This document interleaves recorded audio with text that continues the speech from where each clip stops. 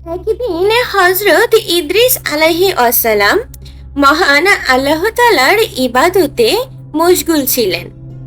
এমন সময় একজন ব্যক্তি হযরত ইদ্রিস আলাইহি ওয়াসাল্লামের নিকট আসলেন। তিনি তাকে মেহমান মনে করে অভ্যর্থনা জানালেন এবং নিজের কাছে বসার জন্য অনুমতি দিলেন।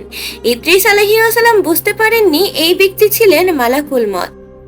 ইদ্রিস আলাইহি ওয়াসাল্লাম সবসময় রোজা রাখতে পছন্দ করতেন, আর সেই দিনও তিনি রোজা রেখেছিলেন। হযরত ইদ্রিস আলাইহি ওয়াসাল্লাম রোজা অবস্থায় ছিলেন। সারাদিন রোজা রেখে যখন ইফতার করার সময় আসলো, তখন ইদ্রিস আলাইহি ওয়াসাল্লাম নিজের জন্য এবং মেহমানের জন্য ইফতারের আয়োজন করলেন। ইদ্রিস আলাইহি ওয়াসাল্লাম যখন সেখান থেকে খাবার খেলেন, কিন্তু মেহমান কিছুই খেলেন না। যদিও ইদ্রিস আলাইহি ওয়াসাল্লাম বরাবর বলেছিলেন, ভাই আপনি এখান থেকে খাবার আহার করুন, কিন্তু মেহমান খাবার গ্রহণ করেননি, কারণ তিনি সাধারণ কোনো মেহমান ছিলেন না। তিনি ছিলেন মহান আল্লাহ তাআলার ফেরেশতা আজরাইল আলাইহি ওয়াসাল্লাম, আর ফেরেশতারা সাধারণত মানুষের মতো খাবার গ্রহণ করেন না। ইদ্রিস আলাইহি ওয়াসাল্লাম তখন ওই ব্যক্তিকে চিনতে পারেননি। তিনি বরাবর ওই ব্যক্তিকে অনুরোধ করছিলেন আর বলছিলেন, ভাই আপনি খাবার গ্রহণ করুন। ইদ্রিস আলাইহি ওয়াসাল্লাম লক্ষ্য করলেন সারা রাত মহান আল্লাহ তাআলার ইবাদতে উক্ত মেহমান কাটিয়ে দিয়েছেন। পরের দিন আবার সকালে ইদ্রিস আলাইহি ওয়াসাল্লাম মেহমানকে বললেন, ভাই আপনি এবার কিছু খান, কিন্তু মেহমান মোটেও খাবার গ্রহণ করেননি। এবার হযরত ইদ্রিস আলাইহি ওয়াসাল্লাম মেহমানকে বললেন, ভাই চলুন আমরা একটু মহান আল্লাহ তাআলার জমিনে ঘুরে আসি এবং মহান আল্লাহ তাআলার নিয়ামতগুলো দুই চোখে দেখে তার শুকরিয়া আদায় করি।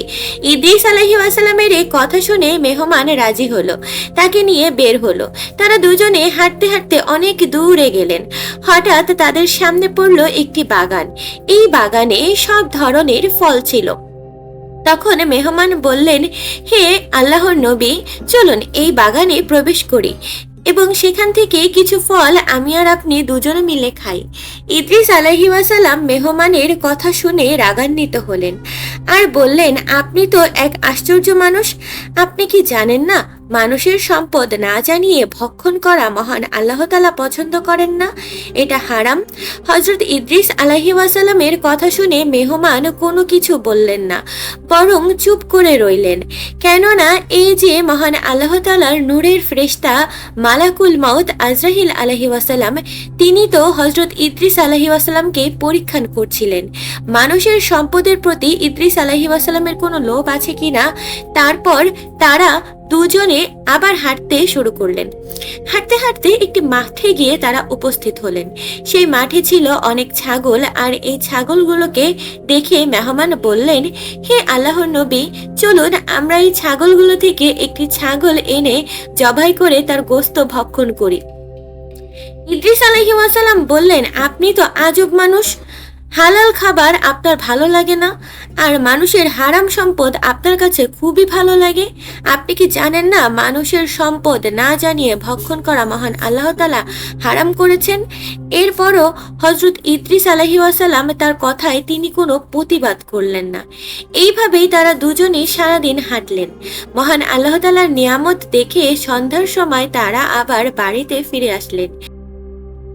এইভাবে উক্ত মেহমান 3 দিন পর্যন্ত ইদ্রিস আলাইহি ওয়াসাল্লামের সাথে থাকলেন, কিন্তু তার আচরণ দেখে ইদ্রিস আলাইহি ওয়াসাল্লামের সন্দেহ হলো।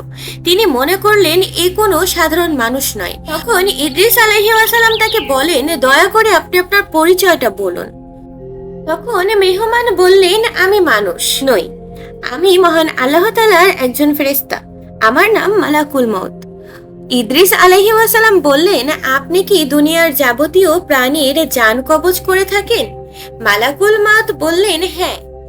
ইদ্রিস আলাইহি ওয়াসাল্লাম আবারও জিজ্ঞাসা করলেন, তবে কি আপনি আমার জান কবজ করতে এসেছেন?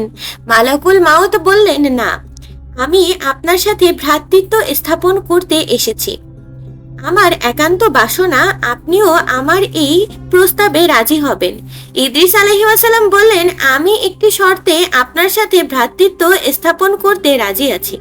আপনি যদি আমাকে একবার মৃত্যুর অবস্থাটা উপভোগ করান, আর যদি এখনই করান, তাহলে আমার অনেক উপকার হতো। মৃত্যুর ভয়ে আমি আরো বেশি করে মহান আল্লাহ তাআলার ইবাদত করতে পারতাম। তখন মালাকুল মাউত বললেন, মহান আল্লাহ তাআলার অনুমতি ছাড়া আমি এই কাজ করতে পারবো না, আর মহান আল্লাহ তাআলা এখনো আপনার জান কবজ করার হুকুম আমাকে দেননি। ইদ্রিস আলাইহিস সালাম বললেন, আপনি তাহলে মহান আল্লাহ তাআলার কাছ থেকে অনুমতি চেয়ে নিয়ে আসুন। মালাকুল মউত মহান আল্লাহ তাআলার নিকট অনুমতি চাইলে আল্লাহ তাআলা তাকে অনুমতি দিলেন। মালাকুল মাউত তখন ইদ্রিস আলাইহিস সালামকে বললেন, হে আল্লাহর নবী, মহান আল্লাহ তাআলা আমাকে অনুমতি দিয়েছেন আমি যেন আপনার জান কবজ করি। ইদ্রিস আলাইহিস সালাম শুনে খুশি হলেন আর বললেন, আপনি আমার কাজ করুন। এরপর মালাকুল মাউত হযরত ইদ্রিস আলাইহিস সালামের জান কবজ করলেন এবং পূর্ণাঙ্গ প্রস্তুতি নিয়ে তাকে জমিনে শুইয়ে দিলেন। অতঃপর ইদ্রিস আলাইহিস সালামের জান কবজ শুরু করলেন। আজরাইল আলাইহিস সালাম খেয়াল করলেন ইদ্রিস আলাইহিস সালামের যেন কোনো কষ্ট না হয়, এই জন্য তার জান আস্তে আস্তে কবজ করছিলেন। জান কবজ করার পর মহান আল্লাহ তাআলার হুকুমে ইদ্রিস আলাইহিস সালামের শরীরে আবার রূহ ফিরিয়ে দেওয়া হয়। পুনরায় ইদ্রিস আলাইহিস সালাম জীবিত হন। তখন আজরাইল ইদ্রিস আলাইহিস সালামকে প্রশ্ন করলেন, ভাই ইদ্রিস, মৃত্যুর যন্ত্রণা আপনার কেমন অনুভূত হয়েছে? তখন ইদ্রিস আলাইহিস সালাম বললেন, হে মালাকুল মাউত, মৃত্যুর যন্ত্রণা আমার কাছে মনে হয়েছে যেন কোনো জীবিত প্রাণীর শরীরের চামড়া, মাথা, হাত পা পর্যন্ত খসে তুলে ফেললে প্রাণীটির যেরূপ কষ্ট হয় তার চেয়ে হাজার হাজার গুণ বেশি আমার কষ্ট হয়েছে। তখন আজরাইল আলাইহিস সালাম তাকে বলেন, হে মহান আল্লাহ তাআলার নবী ইদ্রিস আলাইহিস সালাম, আপনি শুনে রাখুন, আমি আজ পর্যন্ত যত জান কবজ করেছি এত সহজে কারো জান কবজ করিনি। আপনি এত সহজে জান কবজ করার পরেও যেহেতু আপনার কষ্ট হয়েছে, এই জন্য আপনার নিকট আমি ক্ষমা প্রার্থী। মেহেরবানি করে আপনি আমাকে ক্ষমার দৃষ্টিতে দেখবেন। ইদ্রিস আলাইহিস সালাম তখন বললেন, হে মালাকুল মাউত, আপনি যেহেতু আমাকে ইচ্ছা করে কষ্ট দেননি, তাই আমার কাছে ক্ষমা চাইতে হবে না। যাই হোক, যখন ইদ্রিস আলাইহিস সালামের জান কবজ করা হলো এবং রূহ আবার ফিরিয়ে দেওয়া হলো, তখন ইদ্রিস আলাইহিস সালাম আজরাইল আলাইহিস সালামকে বললেন, ভাই, আমার উদ্দেশ্য ছিল আমার জান কবজ করার মাধ্যমে আমি মৃত্যুর স্বাদ অনুভব করব, আর এর মাধ্যমে মহান আল্লাহ তাআলার ইবাদতের প্রতি আরো মগ্ন হব। যেহেতু আমি মৃত্যুর স্বাদ অনুভব করতে পেরেছি, এখন আপনার কাছে আমার আরেকটা অনুরোধ আছে। অনুরোধটি হলো, আপনি মহান আল্লাহ তাআলার কাছে আরেকটি ফরিয়াদ করুন, আমাকে যেন জাহান্নাম দেখার ব্যবস্থা করে দেন। আমার মনে জাহান্নাম দেখার জন্য স্বাদ জেগেছে। আপনি যদি আমাকে জাহান্নাম দেখাতেন, তবে আমি জাহান্নামের ভয়ে মহান আল্লাহ তাআলার ইবাদত বন্দিগিতে আরো মনোযোগী হতে পারতাম। আজরাইল আলাইহিস সালাম তখন মহান আল্লাহ তাআলার কাছে ফরিয়াদ জানালেন। তখন তাকে অনুমতি দেওয়া হয় যেন ইদ্রিস আলাইহিস সালামকে জাহান্নামে নিয়ে তাকে স্বচক্ষে দেখিয়ে আনেন। আজরাইল আলাইহিস সালাম বললেন, হে মহান আল্লাহ তাআলার নবী, আমার সাথে চলুন। মহান আল্লাহ তাআলা আমাকে অনুমতি দিয়েছেন যেন আপনাকে আমি জাহান্নাম দেখিয়ে আনি। এরপর আজরাইল আলাইহিস সালাম হযরত ইদ্রিস আলাইহিস সালামকে নিয়ে রওনা দিয়ে চলতে চলতে মহান আল্লাহ তাআলার তৈরি জাহান্নামে গিয়ে উপস্থিত হলেন। জাহান্নাম দেখে দেখে জাহান্নামের ভয়াবহ দেখে হযরত ইদ্রিস আলাইহিস সালাম একটি চিৎকার দিলেন আর ভয়ে বেহুশ হয়ে পড়লেন। ইদ্রিস আলাইহিস সালাম জাহান্নাম ঘুরে দু চোখের পানি ছেড়ে দিলেন এবং কান্না করতে শুরু করলেন। জাহান্নামের বিভীষিকাম সৃষ্টি, শাস্তি সবকিছু দেখার পরে ইদ্রিস আলাইহিস সালাম হযরত আজরাইল আলাইহিস সালামকে বললেন, ভাই, আপনি আমাকে মৃত্যু যন্ত্রণার স্বাদ আস্বাদন করিয়েছেন, আপনি আমাকে জাহান্নাম দেখিয়েছেন। এই দুটির মাধ্যমে আমার হৃদয়ে মহান আল্লাহ তাআলার ইবাদত বন্দিগি করার জন্য প্রচন্ড ইচ্ছা জেগেছে। আমি যতদিন বেঁচে থাকি মহান আল্লাহ তাআলার ইবাদত বন্দিগিতে আমার জীবন পার করব, ইবাদত বন্দিগি করে উম্মতদেরকে সবসময় বোঝাবো আমি জাহান্নাম দেখেছি আর মৃত্যু যন্ত্রণা অনুভব করেছি। মৃত্যু যন্ত্রণা অনেক কঠিন এবং জাহান্নাম খুবই ভয়ানক একটি স্থানে, যেখানে শাস্তি সহ্য করার মতো ক্ষমতা কারো নেই। ইদ্রিস আলাইহিস সালামের মনে মনে একটি ফন্দি আঁটলেন। তখন ইদ্রিস আলাইহিস সালাম আজরাইল আলাইহিস সালামকে বললেন, ভাই, ভ্রাতৃত্বের খাতিরে আমার আরেকটি অনুরোধ রাখেন। আজরাইল আলাইহিসসালাম বললেন, ভাই ইদ্রিস, আপনার আর কি অনুরোধ আছে? তখন বললেন, মেহেরবানি করে মহান আল্লাহ তাআলার কাছে আমার হয়ে আরো একবার ফরিয়াদ করুন যে আল্লাহ তাআলা আমাকে যেন স্বচক্ষে জান্নাত দেখার একটি ব্যবস্থা করে দেন। বরাবর হযরত ইদ্রিস আলাইহিস সালাম আজরাইল আলাইহিস সালামের কাছে অনুরোধ করছিলেন।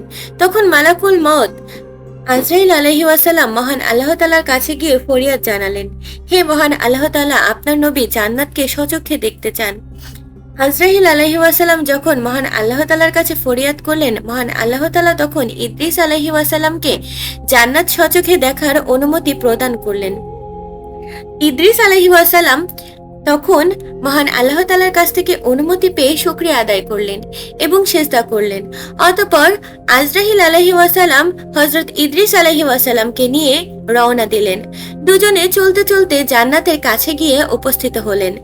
ইদ্রিস আলাইহিস সালাম জান্নাতের দিকে যেতে যেতে মনে মনে একটি ফন্দি আঁটলেন, আর সেটি হলো আজরাইল আলাইহিস সালামকে বুঝতেও দিলেন না এই ফন্দিটি ছিল যে সে যে কোনো মূল্যে জান্নাতে যদি আমি ঢুকে যাই তাহলে জান্নাতেই থেকে যাব। ইদ্রিস আলাইহিস সালাম ভাবলেন, আমার মৃত্যুর ধাপ পার হয়ে গেছে, আমি যদি জান্নাতে প্রবেশ করি তাহলে জান্নাত থেকে আমি বের হব না। আজরাইল আলাইহিস সালাম ইদ্রিস আলাইহিস সালামের মনের অবস্থা কিছুই বুঝতে পারলেন না।